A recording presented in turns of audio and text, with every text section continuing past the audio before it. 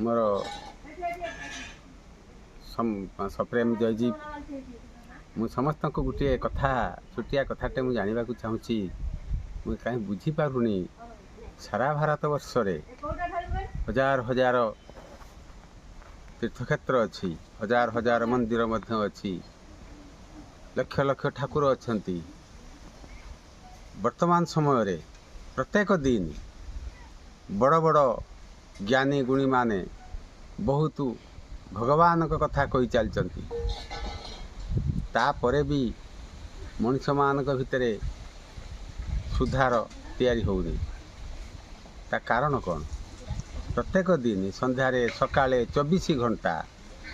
mobile ठारू आरंभ करिकी पुणी पेंडल पर्यंत मध्य सदा सर्वदा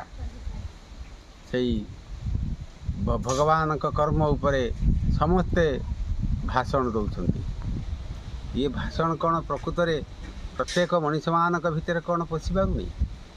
तेणु जदि पशु था ताहले ये समाज गोटे परिवर्तन हो जाता राग क्रोध अहंकार त्याग करी मनुष्य मान भितर सुख शांति आनंद भरी जाता हेले एपर्यंत मनुष्य सुख पाऊना कहीं दुखरे रोची कहीं सदा सर्वदा धनर प्राचुर्य भितर भर्ती हो रहा पर भी ता भितर सुख शांति आनंद बहुत दूर है तेणु से